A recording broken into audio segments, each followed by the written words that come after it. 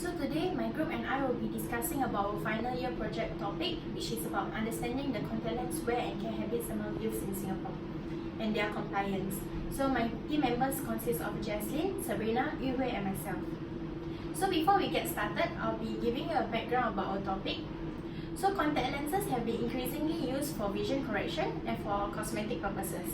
It's an alternative to glasses such as for performance and for sports. So did you know there's about 140 million contact lens wearers worldwide, hence the need for contact lens advancement in the 21st century. One of the advancements is such as high oxygen permeability lenses, such as silicon hydrogel lenses. Next one would be daily disposable lenses, which is increasingly popular now. And another one would be shorter modality lenses, such as the money disposable and biometric disposable, instead of the conventional lenses, which increase the risk of contact lens deposit and lens degradation. However, with all this advancement, ocular complication due to contact lens wear is still relevant. So an example of ocular complication would be dry eyes, microbial keratitis, corneal inflammation, and corneal allergic reaction. Here are some visuals of the condition mentioned above. So these ocular complications were resulted from these risk behaviors. So the first one would be poor hand hygiene. So maybe the contact lens wearer weren't washing their hands before handling their lenses. Next one would be inadequate lens cleaning. Maybe the absence of rubbing their lenses after the removal of their contact lenses. And next one would be prolonged usage of contact lens cases. Maybe they were reusing their contact lens cases, and this habit will increase the risk of bacteria built up on the contact lens case. Next one will be the lack of awareness of aftercare visit. So aftercare is very important for proper lens education, proper lens care education. So the last one will be participating in water activity while wearing their contact lenses. So this behavior will actually increase in the risk of acetaminophen keratitis. These risk behaviors are actually very telling of their compliance towards contact lens wear, and is actually avoidable. Hence the need for us to investigate the contact lens wear and care habits among youths in Singapore and their compliance. So here's a short summary of the previous study that we have looked into. So in the first study that we've looked into, it was based in Mecca, Saudi Arabia, on college students. So it was concluded that more than half of the college students aged between 18 to 23 years old were actually suffering ocular complications due to contact lens wear. So in the next article, it was based in Chengdu, China. About 54.88% of the contact lens wearer were not informed of the possible complications due to contact lens wear. So it was concluded that wearers had poor knowledge about proper usage of contact lenses. In the third article that we've dived into, it was based on in Malaysia actually. So it was concluded that poor lens hygiene and maybe due to the lack of awareness of aftercare visit and the inadequate of contact lens wear advices. So after analysing the three studies, it was known that what was unknown was actually contact lens wear and care habits among youths in Singapore with diverse ethnicity. So Singapore is actually a multiracial country, hence we cannot generalize back the previous studies into the Singapore context, as the ethnicity is actually differ. Also in Singapore, we have a different optometric practice guidelines which may differ from the previous studies. Hence we cannot generalize back the results from previous studies into the Singapore context. Okay, so moving on to our aim and objective. So we would like to investigate the contact lens wear and care habits among youths in Singapore and their compliance according to the Health Sciences Authority's HSA contact lens care guidelines. So all contact lenses are medical devices. Thus, these contact lenses would have to go through HSA, which is the government's organization that protects the national's health and safety of all Singaporean contact lens wearers. So, moving on, we will now be talking about the summary of the previous studies. So before we can start our research, we have to analyze and break down the previous studies closely related to our topic in order to better understand our own topic and in order to do better for The very first study that we are looking at is the one in Saudi Arabia. It's about the awareness of contact lens care among college students. So the very first study is done in a cross-sectional way. Out of 1,074 people that took part, only 543 were contact lens wearers. This study is also done in only one university. The ethnicity for this study was also not stated. So we have looked into this study and analysed that there could be a few parts that they could improve on. The very first one is that the targeted sample of people were only students from one specific year. This will cause the results to not be as reliable, as this result cannot be generalized to all students. This study was also done in one university, and taking data from one university will result in the data to not be as to not have as much variation as we would like it to be. Since the participants' ethnicity was not stated as well, we will be unable to correlate the findings with ethnicity. The final thing that we realized is this survey was only done in English. So this means that the participants' answers and questions were all in English. If the participants' first language of choice is not English, this would cause there to be misunderstanding in terms of the questions and the answer given. So the next study that we are looking at is the Chengdu study, which checks on the students' knowledge and whether or not they are practicing the knowledge they have of the contact lens they are using. So this study is also done in a cross-sectional study. There were only, out of 1,500 responses, only 297 were contact lens wearers. This study was done in 8 universities with 2 King universities, 4 normal universities, and 2 colleges. Like the previous study, ethnicity was also not stated.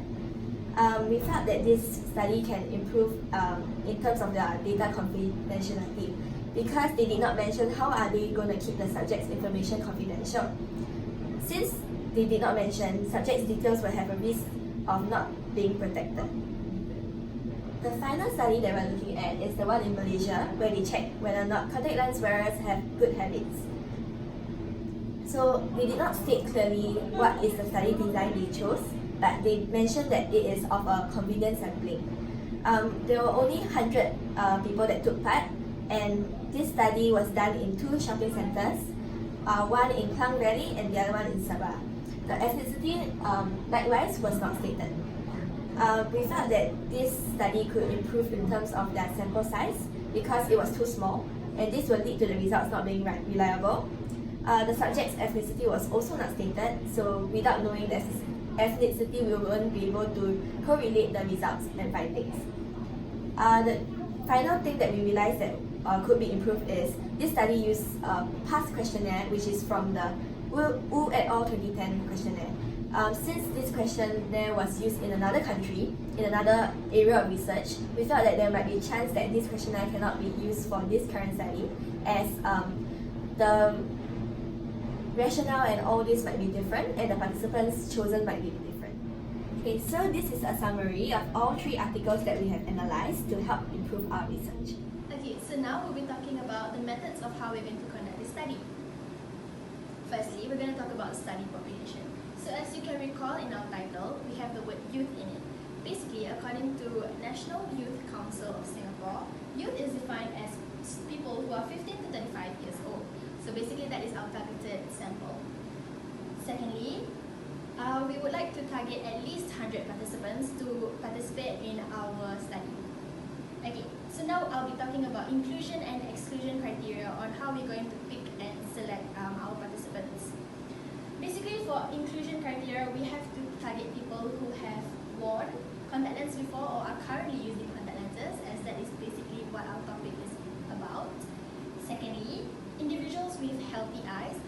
We do not want individuals to participate in the survey who have conditions maybe such as like diabetic retinopathy or glaucoma. And then lastly, Singaporeans, because this study will be based in Singapore. So we do not want to target any foreigners or anybody like that. Okay, so for exclusion, we would like to exclude those people who have not worn contact lenses, since our study is based on people who have worn contact lenses, and to see whether they are compliant, we do not want people who have not worn contact lenses before. Secondly, anyone who has any autoimmune diseases, this would affect the study and it would affect our results as well. Thus, we would not want people who have any autoimmune diseases to take part in our study. Thirdly, has had any ocular surgery in the past. Ocular surgery maybe could be due to any like trauma or could be refractive surgery as well. And lastly, smokers. Basically, when you are a smoker, it could affect your body, and we do not want this type of changes affect our results as well. Okay, so now I'll be talking about how our data will be collected. So basically, we will be doing a questionnaire, a survey, and roughly we have come up with an idea on what the questionnaire would have. So for personal data of the participants, we would have their date of birth. We would collect their date of birth, gender, and ethnicity. So if you remember our gap of knowledge, you can recall that we would like to have a diverse we would like to have a diverse group. Thus, we are collecting their ethnicity to ensure that we are able to record that and analyze that in our data, and so that we can have a good result. Okay, so lastly, the main questions that will be asked will be the type of contact lenses used, could be dailies, monthly, or conventional lenses. Second one, the wearing schedule, if they wear it like every day or at least like just once a week, once a month, that kind of thing. And then frequency of lens replacement. So let's say if you are wearing monthly lenses, we want to know whether they are compliant to their replacement schedule. So if you are wearing monthly lenses, do they replace their lenses after 1 month or maybe after 2 months? This one we would be talking about reasons for wearing contact lenses.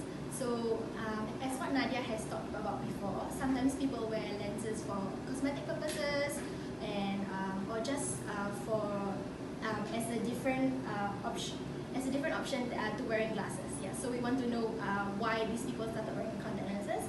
And then lastly, care habits of the lenses. Do they rub their lens after using for monthly and conventional users?